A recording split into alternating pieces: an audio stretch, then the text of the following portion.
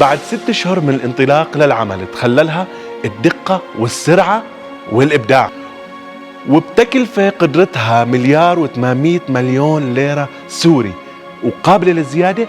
اليوم أنا عم بعلن عن الدار الأجمل والأميز في سوريا.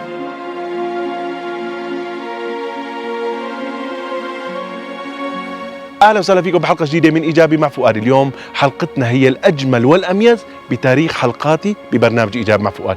اليوم الايجابيه بكل معانيها بهاي الحلقه. اليوم حلقتنا رح نعلن فيها عن دار الايتام الاولى في مدينه النبك. انا حاليا متابعينا امام جمعيه المجد.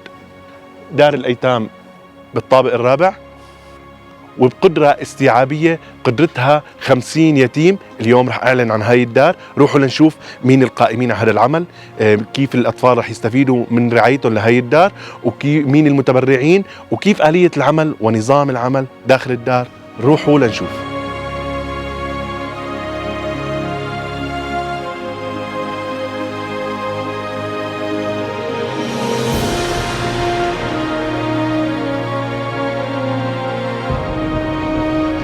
متابعينا، دار الأيتام مقسمة ل8 شقق سكنية، 4 بهذا القسم و4 بهذا القسم. هون قسم الذكور وهون قسم الإناث. اللي حابب أقوله أنه استقبال الأيتام رح يكون من سن ال4 سنوات لسن ال10 سنوات، وهذا السن اللي بخول اليتيم يفوت على هاي الدار، لكن رعايته رح تكون لسن 18 سنة. روحوا نشوف أول شيء أو نتعرف عليها. تعالوا معنا.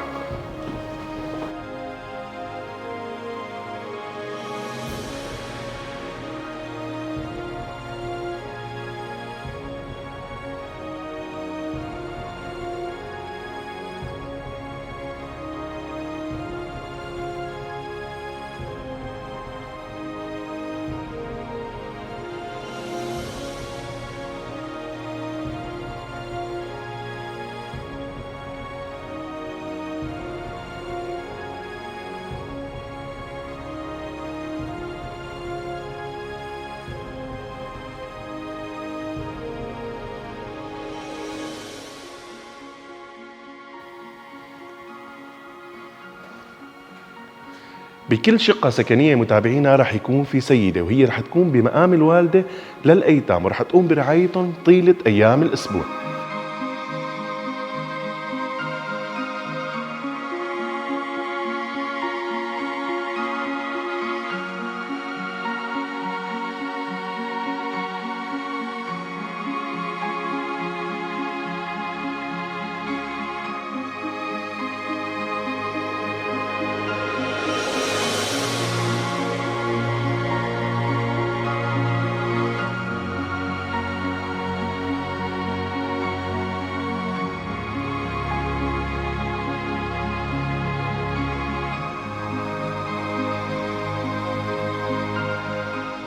يعطيك العافية عمي أبو لطفي. أهلا وسهلا فيكم. الله يسعدك يا رب. اليوم فكرة مشروع الدار فكرة كتير إيجابية والله يعطيكم العافية عليها. من وين اجت هاي الفكرة؟ هلا مثل ما بتعرفوا في سنة 2023 صار في إعصار في ليبيا في منطقة درنا، وهاي المنطقة كلها انمحت بالكامل، ضل بيت واحد في هالمنطقة هاي. فعط شو قصة هالبيت لحتى ضل، ولا طلع هالبيت هو فيه لواحد كافل أيتام، ومن هون اجت الفكرة. انطلقتوا بالفكرة. تمام. واكيد يعني هي نحن كلنا عشنا هاي القصة وتداولت العالم على السوشيال ميديا، وكلنا بنعرف قديش في قضايا كتير لرعاية اليتيم، وخصوصا بتوصية من رب العالمين ومن الرسول عليه الصلاة والسلام. تمام. اللي حابب اقوله عمي أبو لطفي اليوم كيف انطلقتوا بالمشروع؟ اجتمعنا نحن مجلس إدارة مركز المجد مع مفتي المنطقة الشيخ ياسر، وقررنا بهالمشروع. بلشنا نزور دار أيتام بالشام، بمعلولة، بيبرود. فمن هون تشكلت فكرة وبلشنا ننطلق إن شاء الله فيها. شو الهدف كان من الزيارات؟ انتوا ليه زرتوا دار الأيتام؟ لنشوف كيف الترتيب، لأنه تعرف هون المنطقة كلها ما فيها دار الأيتام. نعم. لنشوف كيف الفكرة فيها، ناخذ فكرة عنه يعني. تاخذوا خلفية وتوصلوا لنتيجة إنه تكون دار أيتام مميزة. تمام. وهذا اللي شفناه هون اليوم. تمام.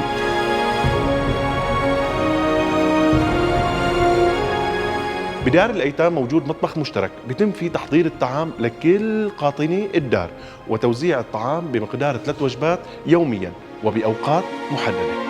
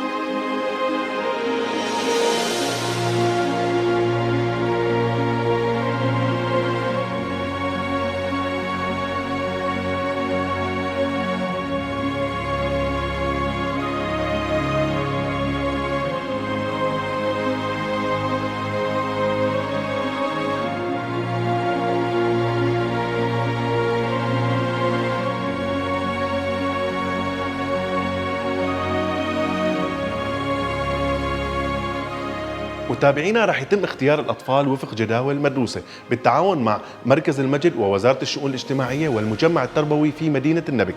اللي حابب أقوله أنه اختيار الأطفال رح يكون ليتيم الأب والأم والأشد حاجة، بعدين بيتم اختيار ومراعاة يتيم الأب أو يتيم الأم. متابعينا حابب نوه لموضوع أنه وفق إحصائيات مبدئية عدد الأيتام في مدينة النبك من سن ال4 سنوات لسن ال10 سنوات هو 270 يتيم. طبعا الدار حاليا قدرتها الاستيعابية 50 يتيم، وإن شاء الله بيتم تطويرها وبتستقبل كافة الأيتام في مدينة النبك. روحوا نشوف الشقة الثانية.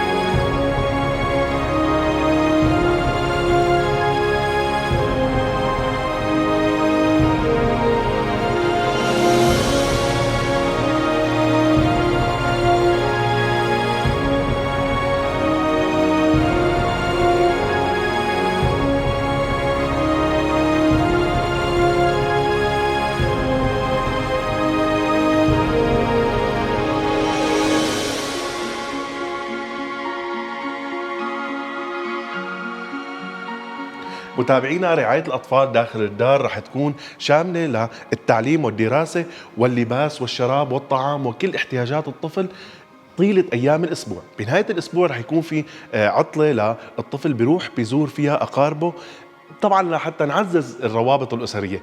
رح يتم تسليم الطفل للأقارب واستلامه بشكل رسمي. اللي حابب أقوله متابعينا أنه بدي أرجيكم هذا الصف اللي عم تشوفوه هو لتعويض الدراسي لأي شيء بيحتاجه الطفل خلال مسيرته التعليمية داخل الدار، لكن تعليمه الرسمي رح يتلقاه بالمدارس الحكومية، رح يتم نقلهم وإعادتهم للمدرسة بشكل يومي وبمتابعة من إدارة الدار. بالختام متابعينا قبل ما نستعرض آخر شقة سكنية، اللي حابب أقول لكم إياه إنه هذا العمل بالكامل بتبرع سخي من أبناء مدينة النبك، من ناس كرماء تعمل بالخفاء. الهم الأول والأخير الأجر والثواب من رب العالمين. طبعا نحن حابب نقول لهم إنه جزاهم الله كل خير، تقبل الله أعمالهم خيرا، وكل الشكر لهم على هذا العمل الجبار.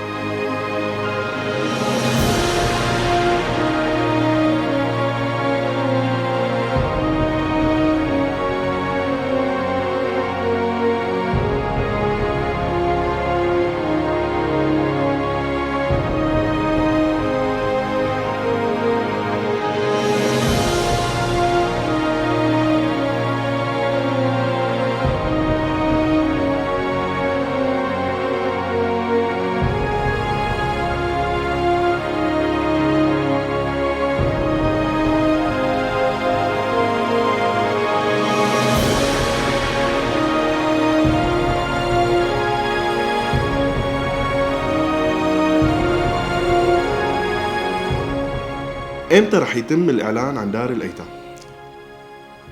ان شاء الله قريب، ان شاء الله فتره قريبه ان شاء الله بيتم الاعلان عنها. يعني هلا نحن بنشتغل في الاحصائيات ونشوف الجدول الموجوده بمنطقه النبك، وان شاء الله عن قريب. يعني انتم هلا حاليا في طور اختيار الاطفال والانطلاق والتجهيز. اليوم لو في حدا بده يتواصل معكم لرعايه يتيم او انه يكفل يتيم، نعم، كيف فينا نتواصل معكم؟ هلا في موجود رقم تليفون، ومبدئيا بده يراجع اداره مركز المجد على ما نخلص من موضوع دار الايتام والمكتبه. يعني انتم بالبدايه هلا رح يكون التواصل عن طريق اداره مركز المجد، بعدين رح يكون هذا المكتب اللي نحن فيه حاليا هو المكان والاساس للانطلاق. هذا مكتب لدار الايتام، لدار الايتام فينا يتواصلوا ويزوروا دار الايتام انه ليكفل يتيم، او الرقم اللي رح نحط لهم اياه هلا نحن على الشاشه كمان فينا يتواصلوا معكم. يتواصلوا معنا. نعم، شكرا كثير والله يعطيكم العافيه. الله يعطيكم العافيه وشكرا لكم. وصلنا على نهايه حلقتنا متابعينا. الدار الأيتام لتعطي لازم يكون فيها متابعة وسخاء من قبل مدينة النبك لتستمر وتعطي بالسنوات القادمة. وأنا هون بدي استحضر كلام الرسول عليه الصلاة والسلام: أنا وكافل اليتيم كهاتين في الجنة. وفي أحاديث كمان بتأكد أنه كفالة اليتيم بتعادل الجهاد في سبيل الله. متابعينا رسالتي لكم بالختام أنه بأي وقت كان حابين أنه تعملوا أي عمل خيري أو تقوموا بأي تبرع سخي، يكون دار الأيتام ضمن سلم أولوياتكم. بتمنى تكون عجبتكم هاي الحلقة. حطوا لنا لايك واشتراك وشاركوا الحلقة لتوصل لكل العالم. والسلام عليكم.